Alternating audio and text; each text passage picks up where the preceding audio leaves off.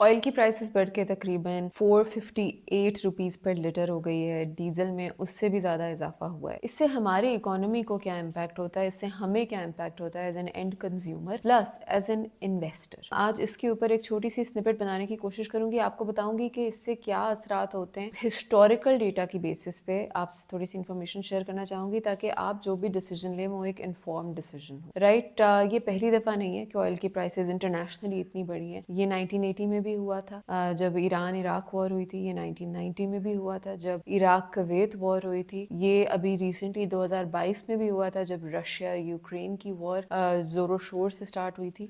लोगों को 2022 वाला इंसिडेंट बहुत क्लियरली याद है कि वो एक वॉर आई और उसमें एक पाकिस्तान में एक तो पॉलिटिकल इंस्टेबिलिटी भी थी, फिर एकदम से हमारा इम्पोर्ट बिल बहुत बढ़ गया। हमसे हमारे करंट अकाउंट डेफिसिट के बारे में न्यूज़ शेयर की जाती थी कि हमारे फॉरेन रिजर्व्स बिल्कुल डिप्लीट हो गए हैं, हम IMF के पास जा रहे हैं, हमारे ऊपर बहुत स्ट्रिक्ट रिस्ट्रिक्शंस लग गई थी इंपोर्ट्स की। इतनी स्ट्रिक्ट के ठीक है, लग्जरी तो आप देख लें, जैसे luxury items for instance automobiles के ऊपर एक रिस्ट्रिक्शन लगी थी, मगर इसके अलावा हमारे day to day basic imported items पे भी रिस्ट्रिक्शन लगा दी गई थी क्योंकि इंपोर्ट बिल को कम करना उस वक्त बहुत जरूरी था। 2022 में ऐसा क्यों हुआ था, ये आपको समझने की जरूरत है कि 2022 में गवर्नमेंट ने जो ऑयल प्राइस इंक्रीज आया था ना इंटरनेशनली, उसे लोगों तक ट्रांसफर नहीं किया, लोगों तक पहुंचाया नहीं। लोगों से वो कम प्राइस पे ही पेट्रोल परचेज करवाते रहे और खुद उसके ऊपर जो बड़ा प्राइस इंक्रीज था वो गवर्नमेंट के रिजर्व से पे करते रहे। ठीक है, उससे 2-3 महीने तो लोग बहुत खुश रहे, सरकारी इदारे चलते रहे, सरकार से लोग मुतमईन रहे, मगर वो 2-3 महीने हमारे मुल्क को इतने भारी पड़े कि हमारे रिजर्व्स बहुत नीचे चले गए। और फिर उसके बाद एक महंगाई का जो दौर शुरू हुआ, उन रिजर्व्स को दोबारा बिल्ड करने के लिए जिस तरह की रिस्ट्रिक्शन से हमें गुजरना पड़ा, जिस तरह हमें इंटरेस्ट रेट हाइक करने पड़े, उस सब को हमने एक्सपीरियंस किया इन द लास्ट 3 ईयर्स। अब फाइनली इन्फ्लेशन कंट्रोल में आई थी, डबल डिजिट इन्फ्लेशन से हम नीचे आए थे। हमने देखा था इंटरेस्ट रेट को भी नीचे एक स्टेबल रेट पे स्टेट बैंक जो है कंट्रोल कर रहा है। अब दोबारा से ऑयल प्राइस हाइक आया, मगर इस दफा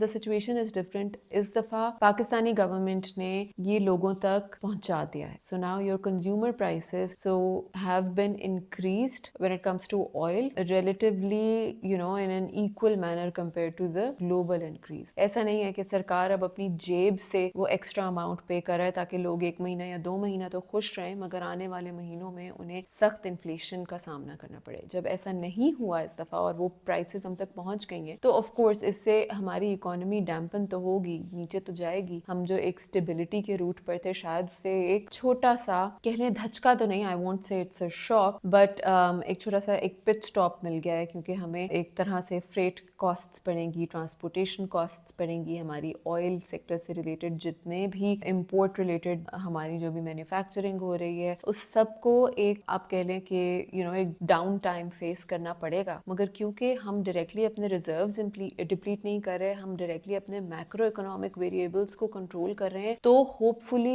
ये एक फुल फ्लेजेड रिसेशन की फॉर्म में हमें फेस नहीं करना पड़ेगा। जैसे कि हमने लास्ट टाइम एक फुल फ्लेजेड साइकिल देखी थी जिसमें इन्फ्लेशन भी बहुत बढ़ गई, पाकिस्तान रुपी भी डिप्रिशिएट करने लग गया और फिर हमें इंपोर्ट्स को कंट्रोल करना पड़ा और बहुत सारे और फैक्टर्स शामिल हो गए जिसमें कि पॉलिटिकल इंस्टेबिलिटी का भी एक बहुत बड़ा रोल था। राइट, सो अब बात करते हैं कि हिस्टोरिकली जब जब पाकिस्तान ने ऑयल प्राइसेस एक्चुअली ऐसे कंज्यूमर्स तक ट्रांसफर कर दी, तब तब क्या हुआ, और इन्वेस्टर के पॉइंट ऑफ व्यू से देखते हैं कि इसमें क्या ऐसी लर्निंग्स हैं जो एक इन्वेस्टर पिक कर सकता है। हम बात करते हैं 1990 की, 1980 की, इसमें भी इसी तरह गल्फ कंट्रीज इन्वॉल्व थी, इसी तरह ऑयल प्राइसेस $100 से तजावुज कर गई थी 1980s में, 1990s में। Can you imagine? ये साइकिल चली थी तकरीबन 2 से 3 महीने, 3 से 4 महीने तक। उसके बाद उन्होंने उसको क्राइसिस को कर्टेल कर लिया था। इसी तरह 2008 में जब ग्लोबल रिसेशन आया था, तब भी ऑयल की प्राइसेस जो हैं वो बढ़ गई थी। हमने एक ओवरऑल इन्फ्लेशनरी प्रेशर फील किया था पाकिस्तान में। इन सब साइकिल्स में जब जब पाकिस्तान ने वो ऑयल प्राइसेस हाइक जो है लोगों तक ट्रांसफर किया और उसको एक्चुअली हमारे रिजर्व्स पे इम्पैक्ट नहीं होने दिया, तो उसका नतीजा ये निकला कि ठीक है, इन्फ्लेशन में कुछ इंक्रीज आया, course because of transportation cost, जो कॉस्ट मैंने आपको भी बताई कि जो हमारा रॉ मटेरियल आता है, जो हमारे सेक्टर्स ऑयल की मद में चल रहे हैं, वो सारी चीज़ें महंगी हो जाती हैं, तो हमारी परचेजिंग पावर थोड़ी सी कम होने लगती है, इन्फ्लेशन ज़्यादा होने लगती है, कंज्यूमर डिमांड भी कम होने लगती है। ये सारी चीज़ें अपने आप को एडजस्ट करना शुरू कर देती है मार्केट में। पाकिस्तान के पास जब रिजर्व्स टाइट होने लगते हैं, पाकिस्तान को अपना इंटरेस्ट रेट बढ़ाना पड़ता है, बहुत ज़्यादा नहीं, थोड़ा,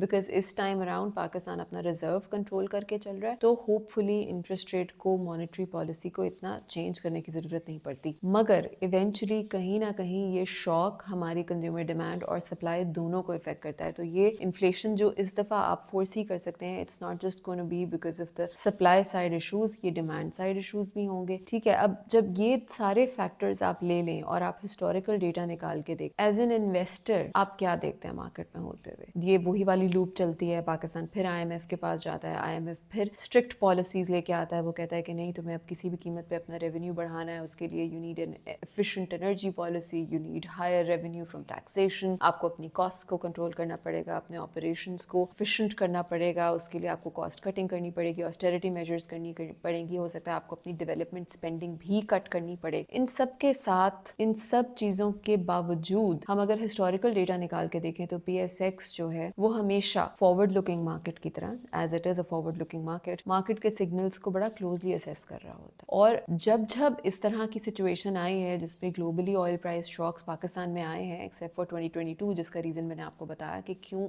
ऐसा नहीं हुआ था, उसमें PSX within a couple of months to a year rebound करता है। अगर 1990s की बात की जाए तो PSX में तकरीबन उससे नेक्स्ट 2 ईयर्स में 100 से 150% ग्रोथ देखी गई थी। 2008 के रिसेशन की बात की जाए तो रिकवरी फेज में फिर 40 से 60% तक इंक्रीज देखा गया था। और 2022 की भी इवन बात की जाए तो जैसे ही ऑयल प्राइसेस ट्रांसलेट की गई, पाकिस्तान की इकोनॉमी ने पॉजिटिव साइंस देने शुरू कर दिए, तो PSX had positive science with a growth of 30 to 40%। मगर इसके अलावा और ऐसे क्या एलिमेंट्स हैं जिसको आपके माइंड में रखना चाहिए बिफोर थिंकिंग अबाउट इन्वेस्टिंग? कुछ ऐसे सेक्टर्स हैं जो कि इन चीज़ों से ज़्यादा हर्ट होते हैं, इन सारे पॉलिसी डिसीजन से, इंपोर्ट कंट्रोल से, इसके अलावा फ्रेट कॉस्ट से, इन सेक्टर्स को ज़्यादा बड़ा धचका लगता है। इसमें आपका सबसे बड़ा sector I think automobile sector है, क्योंकि ऑटोमोबाइल एक तो बहुत ज़्यादा इंपोर्ट डिपेंडेंट है, फिर ये इसकी डिमांड जो है वो भी ऑयल प्राइसेस से डायरेक्टली लिंक्ड है, और अगर ऐसा वक्त आ जाए कि रिजर्व्स कम हो जाए तो इवन इसके ऊपर रिस्ट्रिक्शंस भी लग जाती हैं, तो सबसे ज़्यादा हर्ट ये होता है। फिर आपके